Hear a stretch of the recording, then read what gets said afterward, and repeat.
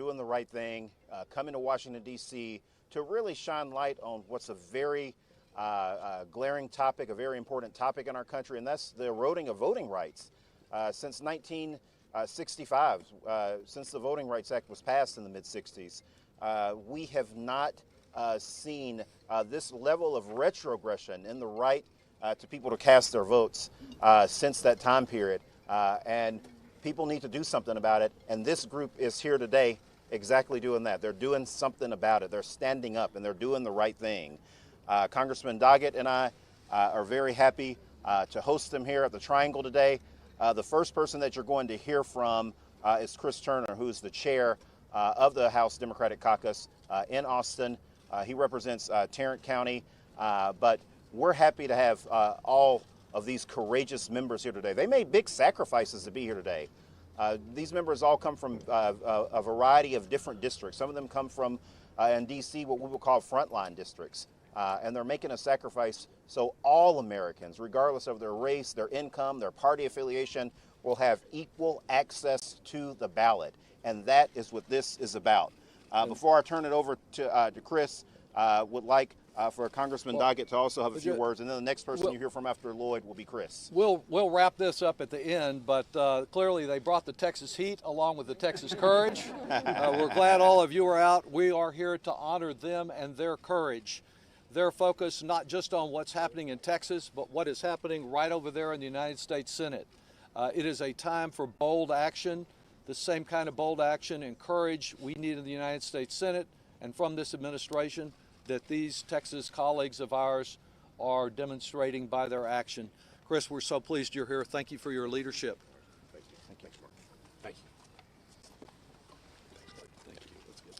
Thank you, Congressman Vesey, Congressman Doggett, and our entire Texas congressional delegation, all of whom just do such a fabulous job of representing the Lone Star State here in our nation's capital, fighting for the people of Texas every single day. We can't thank you enough, and thank you for hosting us here this morning.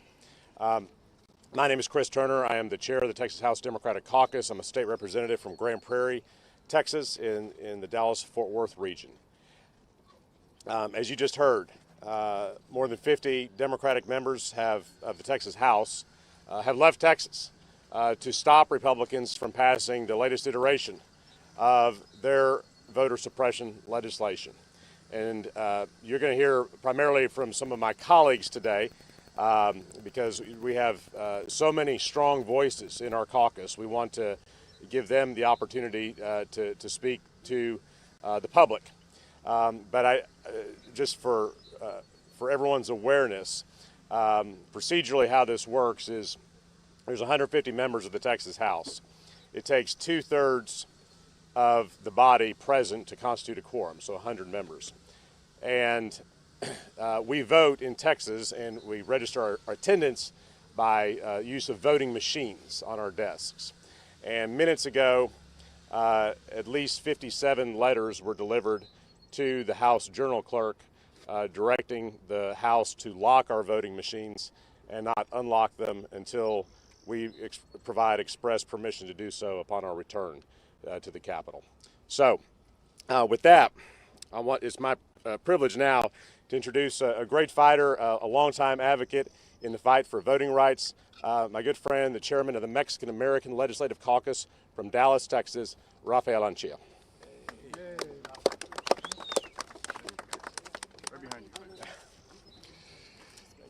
Para los medios de comunicación de habla hispana, quiero proveer unas palabras en español al inicio para no solamente reiterar lo que dijo mi colega, el presidente del grupo de demócratas, Chris Turner, pero también para platicar directamente con el público.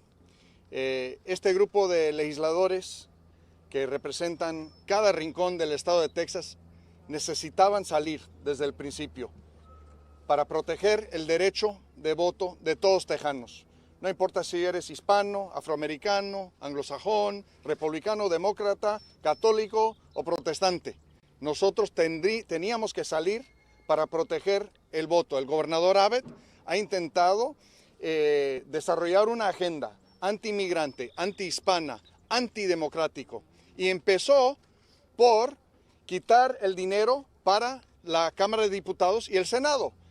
Vetar el dinero que viene para la rama legislativa, que es algo que se ve en otros países, pero en los Estados Unidos no se ve. Es decir, un gobernador no se puede convertir en un rey. Él tiene que respetar las cortes, tiene que respetar la rama legislativa, y no lo ha hecho. Así es que al inicio de esta sesión legislativa empezó mal, empezó envenenado, y nosotros no íbamos a participar en ese proceso antidemocrático. So I also speak English, and I will offer you a few words. As the chair of the Mexican American Legislative Caucus, my name is Rafael Lanchilla. I represent Dallas, and I have the honor of representing the 40-plus members of the oldest and largest Latino Legislative Caucus in America, which is the Mexican American Legislative Caucus. And you will see prominent members of our caucus standing with me today who have fought for voting rights over the decades. I just want to offer that at the outset of this legislative session, the process was poisoned. And it was poisoned by a governor who defunded the legislative branch in violation of both our state constitution, which has very specific language about separation of powers, and also what has been developed under the jurisprudence of our U.S. Constitution. When you start the process in such a coercive way, when you say, I am going to be the absolute ruler of the state of Texas and defund the legislative branch, you have poisoned the entire process. And we, as Democrats, we were united. We said we are going to kill any undemocratic efforts in the state legislature. And if that meant leaving the state, we were going to do it.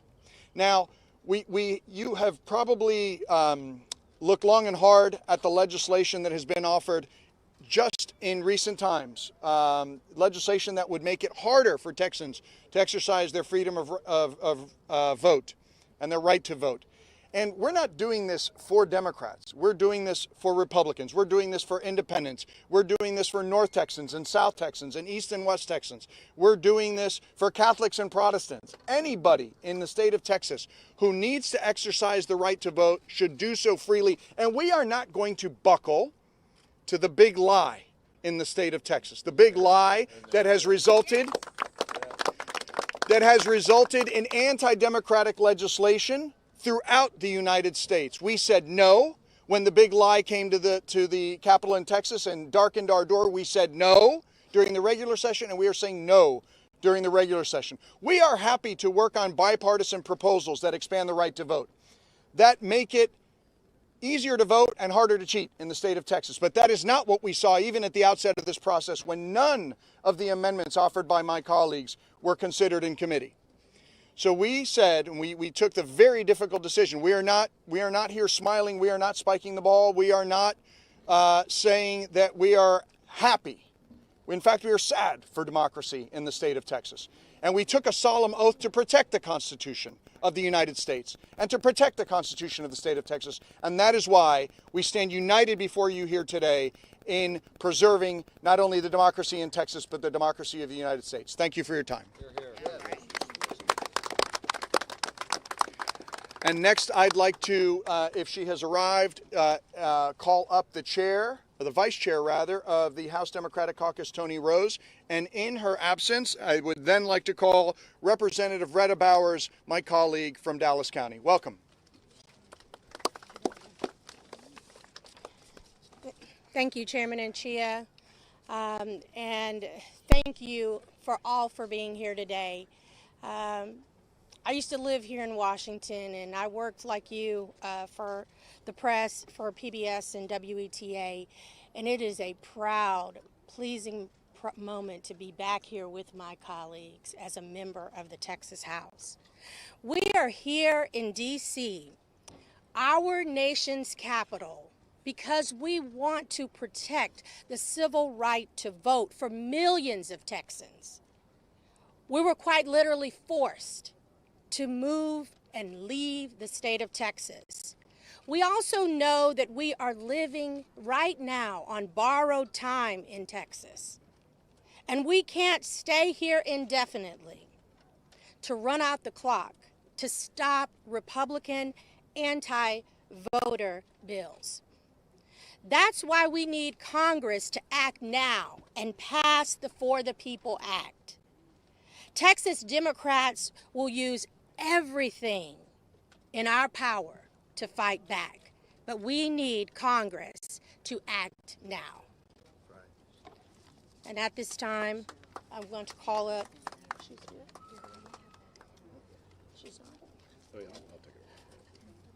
Chairman Turner. Thank you.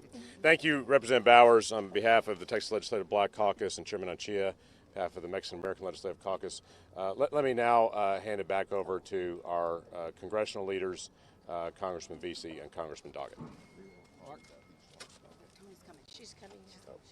Actually, Tony's coming. She's walking up. Yeah. Okay. Wait. I know everyone familiar with Capitol Hill knows there's security protocols, so we had a couple members get hung up, but Representative Tony Rose is approaching. Tony is a representative from Dallas. She serves as the first vice chair of the House Democratic Caucus, and she's our dear friend and a leader in our caucus, and I invite her up to speak here. Representative Tony Rose.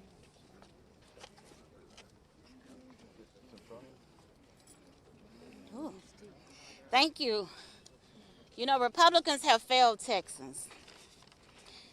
Texas Republicans don't want free and fair elections. House Bill 3 puts deliberate barriers onto voting to make it harder for Texans to cast just a free, safe, and equally vote. House Bill 3 is an attack on voters' freedoms and democracy. Even with two ruthless provisions removed, the bill, as written, makes it harder for Texans to vote and easier for partisan poll watchers to harass and intimidate voters. Right. Greg Abbott wants the spotlight anywhere but on his failures, rigging the system, attacking the very foundation of democracy and the rights of all Texans in the price of the GOP-led legislature. It's the price they're willing to pay in order to pay for Trump's prayer altar. So we have real issues to address in Texas that Greg Abbott won't touch because it exposes his weaknesses. He has done nothing to protect the electric grid, even after 700 people died due to his negligence during the recent winter storms. But Democrats, we stand ready at all times to work on real issues. Right. Thank you. Good job, Tony. And before we hear from our congressional members again, it's my honor to introduce the Dean of the Texas House Democratic Caucus, Representative Synfronia Thompson from Houston.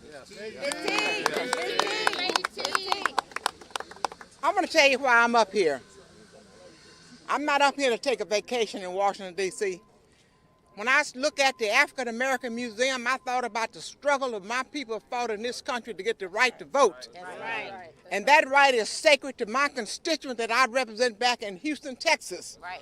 And I'm up here because I don't plan to be a sitting person in that legislature. I'm not going to be a sitting. You ain't no sitting duck. I'm not going to be a hostage. That my constituents' right to be stripped from them. We have fought too long and too hard in this country. And there was a Texan called Johnson, President Lyndon B. Johnson, August the 6th of 1965, that made sure that we had the right to vote. And those rights was not going to be infringed upon. But this legislature may have, these Republicans in this legislature may have changed the Messiah, Jesus, to Trump, but I haven't. And I'm going to make sure that everything that I can do, that my constituents' right would not be stripped from them because of what they believe in is a lie. Trump lost the election. Yes, he did. And they need to tell the people of this country the truth. And if they won't, I'm going to.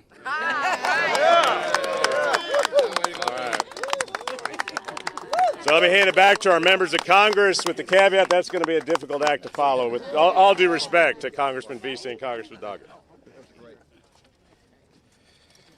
Chris, thank you very much. Ms. Thompson, thank you very much. And, you know, when I think about Ms. Thompson, she didn't really tell you her entire story. We served in the state legislature together.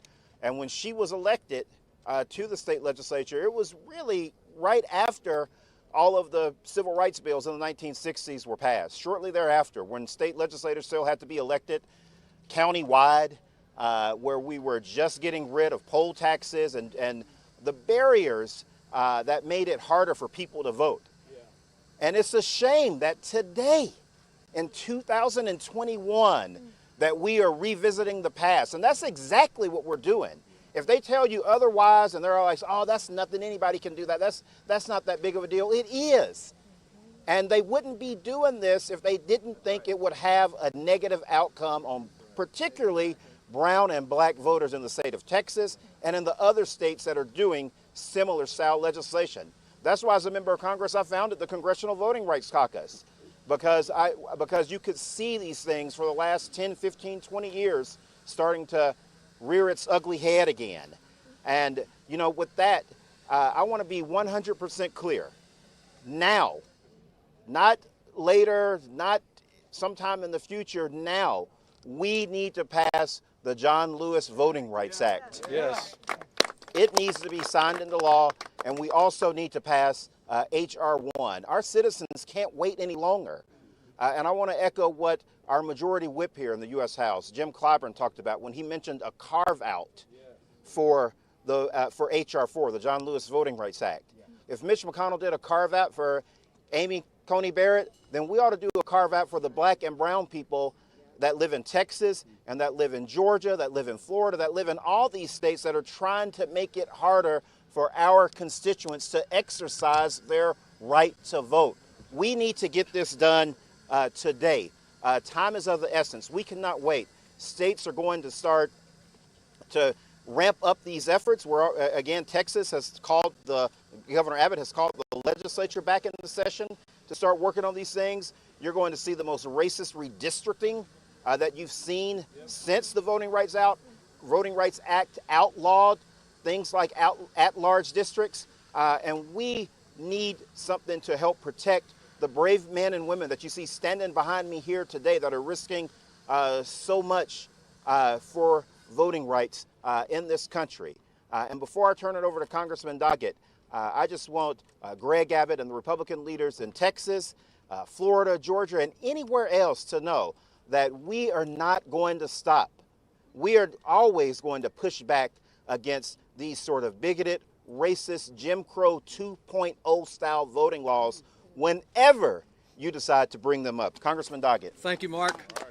Thank you, Chris, and all of you who have spoken. You know, most of the focus around here these days is about infrastructure. And it's right that we should focus on crumbling bridges. But today we're here about something much more important, and that is the infrastructure of democracy, about broken voting rights. These courageous colleagues chose not to be accomplices by sitting at their desk and being steamrollered in Austin. It took courage to do what they're doing.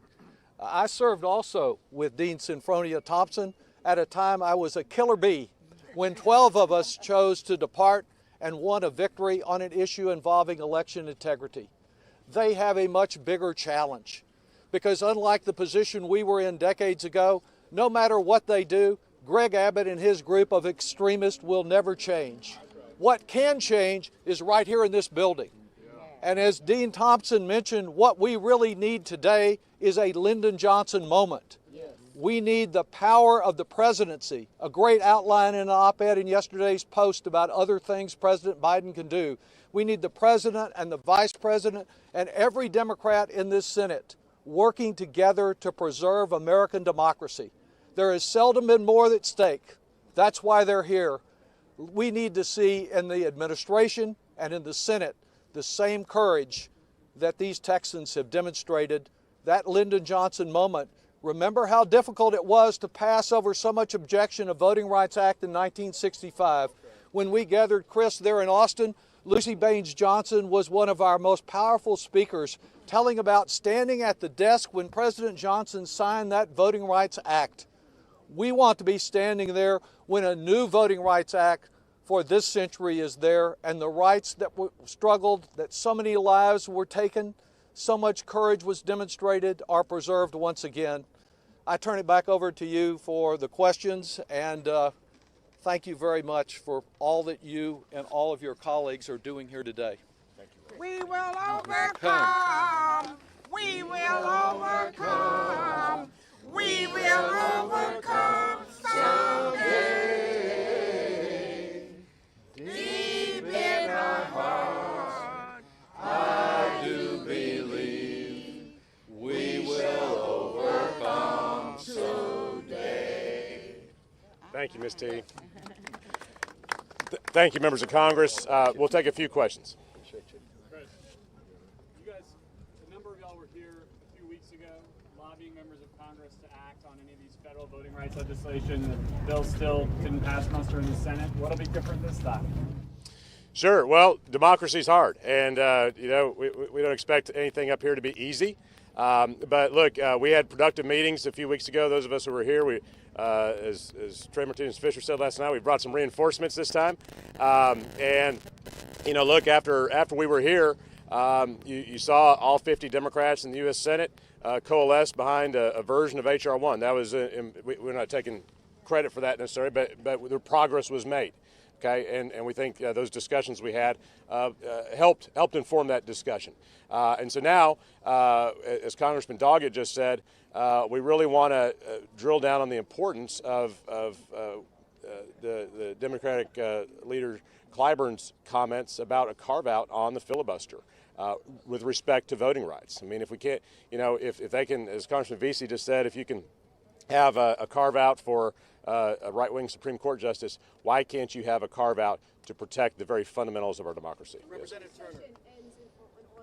Governor Abbott has already said that, or essentially made it clear that even if that ends up expiring, he's just going to call another session. So are you going to keep on doing this over and over and over again? Yeah, we know that's exactly what he's going to do. We went into this eyes wide open. We know exactly what will happen. Rick Perry did the same thing many years ago in another similar situation. So what our message is very simple. Like Chairman Anchia said a minute ago, our intent is to stay out and kill this bill this session and use the intervening time, I think 24, 25 days now, before the end of this session, to implore the folks in this building behind us to pass federal voting rights legislation to protect voters in Texas and across the country. Representative Turner, with regards to politics, you just said it's really hard, but it also takes compromises for decision. What are you prepared with the caucus to give back to say, let's get to the table and hammer this out? Oh, with respect to the Republicans in Austin? Well, the first thing that needs to happen is Governor Abbott needs to stand down on his unconstitutional veto of the legislative branch of government. Right. And we haven't talked about that a lot this morning, but this caucus is pursuing action in the Texas Supreme Court because we believe what he did is unconstitutional. So the first place to start would be for the governor to stand down on that, and then we could start talking. Your home state senator, Senator Cornyn, called this nothing but a publicity stunt. What do you say to him and others who were saying that? You said John Cornyn said that this was a publicity stunt? Well, okay. I hadn't seen that. But I think our two U.S. senators wrote the book on publicity stunts. And what I would say to Senator Cornyn is we'd encourage him to work in a bipartisan manner, as the people of Texas elected him to do, to pass voting rights legislation to protect 30 million Texans that he says he represents. Last question. Congressman Doggett mentioned an open table in the White House. Are you happy with the amount that you see President Biden and Vice President Harris? No. Look, a number of us had the privilege of having a very good meeting with Vice President Harris a few weeks ago, where she thanked all the Democrats in the Texas House and Senate for our strong stand against these Republican vote suppression efforts. And she reiterated her commitment and the president's commitment to continuing to do all they could. We're looking forward to seeing what the president says today in his speech on voting rights in Philadelphia. And we hope what we'll hear is an even stronger commitment and a clear plan of action as to how we can break the gridlock in the Senate and pass federal legislation immediately this summer. We have a short window here, as was previously mentioned. This session ends on August 7th, and we can't hold this tide back forever. We're buying some time. We need Congress and all of our federal leaders to use that time wisely. Thank you all very much. Great job, Chris. Is that okay? Appreciate you. Yeah, that was good.